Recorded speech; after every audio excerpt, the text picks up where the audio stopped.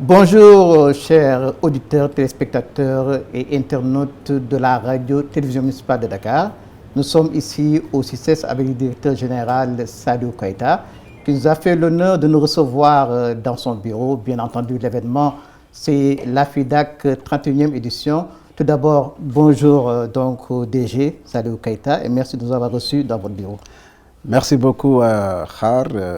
À ma qualité de directeur général du Centre international du commerce extérieur du Sénégal, c'est toujours pour moi un grand plaisir de vous recevoir chez nous, chez vous, au CICES, pour, en prélude à l'organisation de la 31e édition de la Foire internationale de Dakar, d'aborder des questions d'actualité. Voilà, des questions d'actualité qui est prévues le jeudi effectivement prochain. Justement, où en êtes-vous avec les préparatifs, pour ne pas dire les derniers réglages, bien entendu? Oui, je peux dire que tout est fin prêt parce que c'est une tradition aujourd'hui d'organiser la Foire internationale de Dakar. Tout le monde sait que le CICES, nous sommes une structure événementielle de l'État. Nous avons l'habitude d'organiser un tel événement de dimension internationale. Donc c'est de la routine, hein, c'est de la routine. Donc c'est l'occasion pour moi d'encourager, de féliciter davantage mes collaborateurs qui depuis des mois ils sont en train quand même de faire un excellent travail et Inch'Allah, à partir du 7, nous allons procéder quand même au lancement officiel. On a constaté que vous avez mené des opérations de désencombrement, de sécurisation de l'espace. Bon, on peut dire qu'aujourd'hui, effectivement, que tout est au point. Oui, là aussi, c'est bien de préciser que nous sommes dans l'événementiel économique.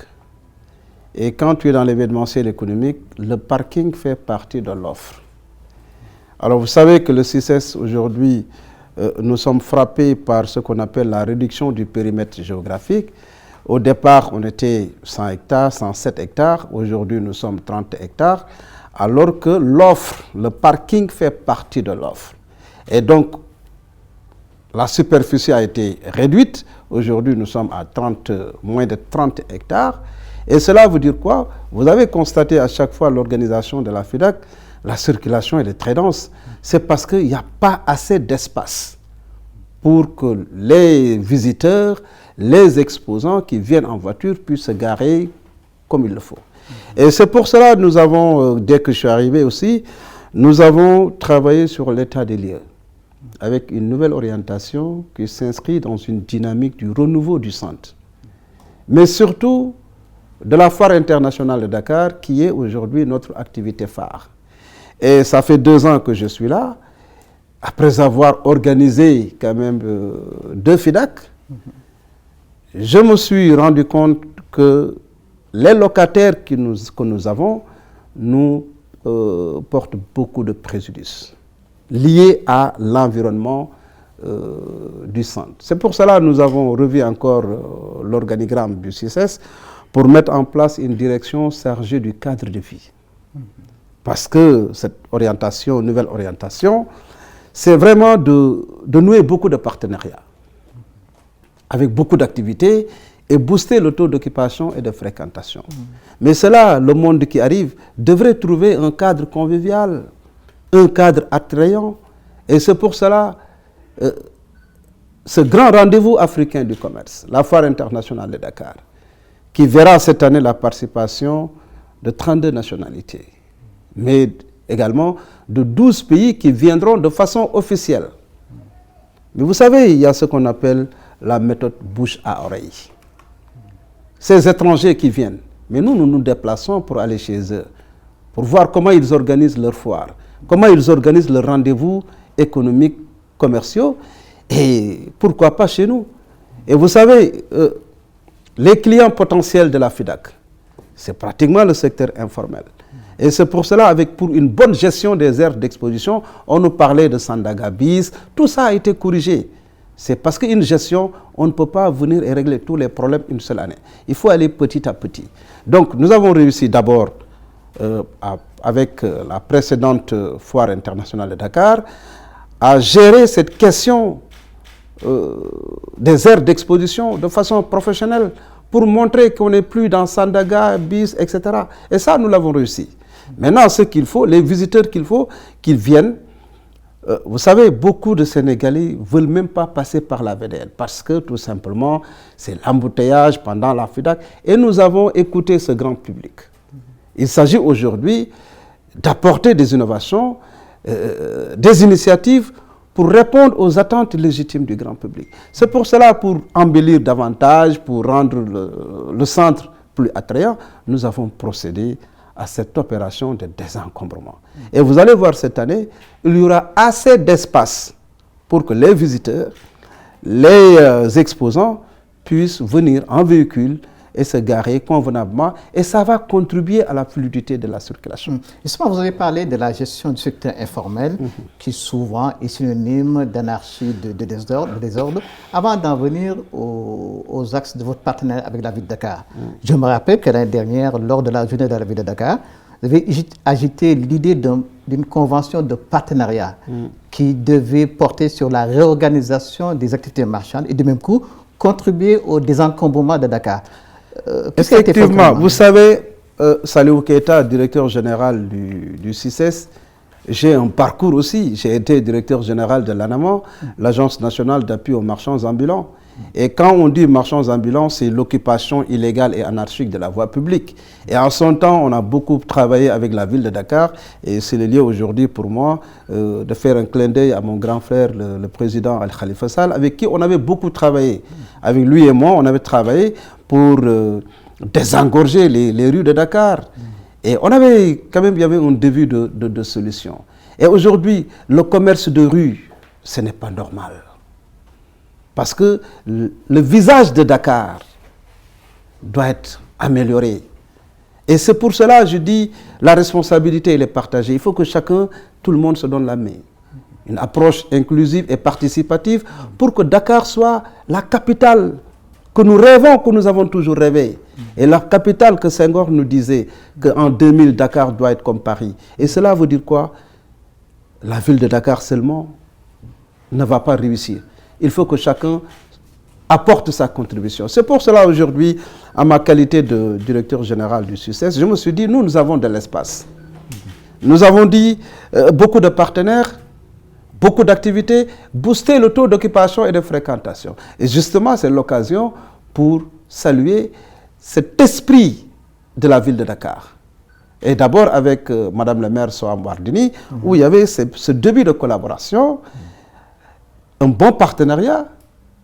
Et aujourd'hui, le maire Barthélemy Toye-Diaz a renforcé ce partenariat. Il a même, on va aller vers les expositions très bientôt, mais quand on avait 150 mètres carrés d'exposition pour la ville de Dakar, aujourd'hui, on va à 300 mètres carrés pour la ville de Dakar. Et ça, c'est important. C'est important, comment? Parce qu'on a dit la foire internationale de Dakar. Ce n'est pas la foire de Conakry ou bien la foire de Thiès, c'est de Dakar. Donc cela veut dire quoi? Les autorités municipales de la ville de Dakar, c'est leur foire. Et j'ai fait le déplacement pour aller voir le maire Barthélemy Diaz. Vous savez, moi je suis de l'Alliance pour la République. Je suis un parti au pouvoir et lui, il est de l'opposition. Mais je me suis dit, quand il s'agit de travailler pour les Sénégalais, les clivages politiques, on les met à côté. C'est le moment de travailler, on travaille. Autrement dit, vous avez mis tous deux en avant votre posture républicaine. Absolument. C'est pour cela que je dis, soyons des républicains. Que tu sois dans l'opposition ou au pouvoir, sois opposant, radical, c'est bon. C'est ta position. Mais il faut agir de façon républicaine pour que les populations, tout soit centré sur les populations et que les populations puissent bénéficier comme du travail qu'on est en train de faire. C'est pour cela aujourd'hui, vous allez constater que les marchés qui se passent là, les marchés hebdomadaires, et pourquoi pas aujourd'hui initier, parce que nous on l'avait fait au niveau du CICES, on avait initié, parce qu'on avait signé des conventions avec les commerçants, l'association nationale des commerçants, je ne sais pas quoi, j'oublie, dont le président c'était Mbaye Ndiaye. Mais on a essayé, hein, on a essayé de faire, mais ça n'a pas marché parce que les agents même du secteur informel, les marchands ambulants, ce n'est pas du tout facile. Mais nous allons continuer à échanger avec eux pour voir, avec une bonne sensibilisation, pour vraiment les faire sortir de la rue, qu'ils quittent la rue, et qu'il y a de l'espace qui est là. Nous avons des pavillons. Et les pavillons, c'est pour des commerces. Parce que la ville de Dakar aujourd'hui, qu'est-ce qu'on a dit? Vous avez parlé de la professionnalisation de la foire internationale de Dakar. Et pourquoi? Vous savez, notre économie, l'économie sénégalaise, 97% est portée par le secteur informel. On ne peut pas parler d'émergence du Sénégal, de croissance au Sénégal, sans tenir compte du secteur informel. C'est l'occasion pour nous, État, d'intégrer le secteur informel, de les accompagner, de formaliser leurs activités économiques, parce que ce sont des acteurs économiques qui échappent à la comptabilité nationale. Mais avec une bonne organisation, ils peuvent venir ici, organiser des journées pour acheter, vendre, etc. Parce que regardez le CICES. Nous avons un logo en forme triangulaire. Et pour moi, la base, c'est quoi? Ce sont les investissements. Et ces investissements, c'est quoi? C'est ce genre de partenariat entre le CICES et la ville de Dakar pour donner les conditions avec le secteur privé, pour donner les conditions d'acheter et de vendre. C'est-à-dire les deux côtés du triangle.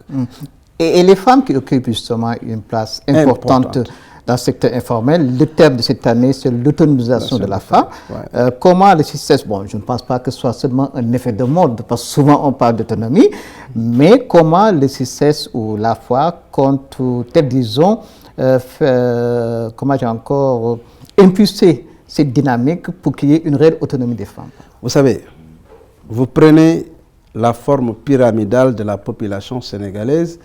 Nous avons une population féminine, au-delà qu'elle soit juvénile, mais en tout cas, on a une population féminine. Et nous, CICES, les exposants qui viennent pendant nos manifestations commerciales, 90%, après avoir fait une étude sur la FIDAC passée, 86% des exposants sont des femmes. Et qu'est-ce que nous avons fait? On a réalisé ce qu'on appelle la place première dame. À l'entrée du CICES, vous allez voir la place première dame pour rendre hommage aux femmes. Parce que les femmes constituent une couche vulnérable d'abord, mais assez importante pour les aider quand même à aller vers cette croissance dont nous voulons. Donc, cette année, le thème, c'est autonomisation des femmes pour un développement économique et durable, social durable. Et nous saluons la vie, comment dirais-je, Madame le ministre Fatou Diadé, qui a accepté de porter le volet scientifique de cette édition. Et certainement, nous allons faire de l'animation avec les experts sur les questions de femmes pour voir quels sont quand même les angles sur lesquels on peut activer pour que la femme soit davantage impliquée dans le cadre des grandes décisions qui sont prises pour le développement quand même du pays. Justement, toute dernière question, la foire, c'est un rendez-vous international. C'est votre troisième foire, si je ne m'abuse. Absolument. Et est-ce que parfois, vous prenez le temps d'évaluer, avec vos outils bien entendu, l'impact de cette foire-là sur le développement de notre économie? Oui, ça se faisait, hein, ça se faisait.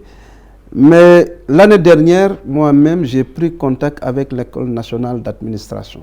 ENA, nous sommes du ministère du Commerce et nous avons pour tutelle le ministère du Commerce. Et au niveau de ce département ministériel, nous avons les commissaires aux enquêtes économiques. Et l'année passée, nous avons initié quand même un début de partenariat avec l'ENA pour que pendant la FIDAC, on reçoit les élèves enquêteurs économiques, les commissaires aux enquêtes économiques qui sont là-bas, pour qu'ils s'imprègnent d'abord des réalités du marché. Et nous avons essayé, et je pense que cette année, on va renforcer davantage pour mesurer quand même au plan économique qu'est-ce que la foire internationale de Dakar. Parce que vous savez, je vous ai dit tout à l'heure que la foire internationale de Dakar, cette année, c'est 32 nationalités et 12 pays qui viendront de façon officielle avec la participation cette année de la Côte d'Ivoire, le retour de la Côte d'Ivoire comme pays invité d'honneur. Parce qu'en économie, aucun pays ne peut vivre en autarcie. Au Sénégal, nous avons des produits en quantité que les autres n'ont pas et que eux aussi, ils ont des produits en quantité que nous n'avons pas. Donc c'est le moment de promouvoir des échanges commerciaux entre les opérateurs économiques pour véritablement aller vers ce qu'on appelle l'expansion économique du Sénégal comme de d'autres pays. Donc comprenez que la Foire internationale de Dakar est un grand rendez-vous africain du commerce, un grand rendez-vous africain de l'économie africaine, parce que ça fait de Dakar la capitale des affaires pendant 3 semaines. Et ce n'est pas une petite chose. C'est pour cela que l'image du Sénégal est en jeu. L'État du Sénégal a compris. Aujourd'hui, nous avons la foire de Dakar, elle est inscrite dans l'agenda républicain. C'est pour cela que nous saluons tout le dispositif mis en place par l'État du Sénégal. Et c'est le lieu de dire un grand merci au chef de l'État, son Excellence le Président Macky Sall, qui a pris quand même les bonnes dispositions avec son gouvernement, le Premier ministre Amadou Ba, le futur président certainement, alhamdoulilah, et pour dire tout simplement les bonnes dispositions ont été prises avec la gendarmerie nationale, qui n'a ménagé aucun effort. Déjà qui a fait ce qu'on appelle la reconnaissance des lieux, pour prendre le dispositif, mettre en place le dispositif qu'il faut. On aura 500 éléments avec tous les escadrons de la gendarmerie pour une bonne sécurisation des biens, mais également des personnes. Sans oublier le groupement national des sapeurs. Je vous conseille cette virgule un peu politique avec Amadou Ba, président. Mais bon, en fait, je vous remercie, Sadou Keita. Je rappelle que vous êtes le directeur général du SUCCES. Le prétexte de l'entretien, c'est bien entendu la FIDAK 31e édition. Merci, encore une fois. Je vous remercie et ça a été un grand plaisir pour moi de vous recevoir aujourd'hui et à ma qualité de directeur général, au nom du président du conseil d'administration, au nom également de tous les personnels du SUCCES, dire un grand merci à la ville de Dakar. À la ville de Dakar aujourd'hui qui a compris. Et c'est pour cela que je dis, quand il s'agit de clivage politique, quand il s'agit de travailler pour les populations, les clivages politiques, on les met à côté, on se met au travail. Donc Salou Keita et le maire Barthélémy Diaz, on s'est donné la main pour aller vers une très bonne FIDAK 2023. Et merci aussi à toute l'équipe à vos côtés et surtout notre confrère et frère Samba Ardoba et puis toute l'équipe qui m'accompagne. C'était donc l'entretien avec la radio-télévision municipale de Dakar.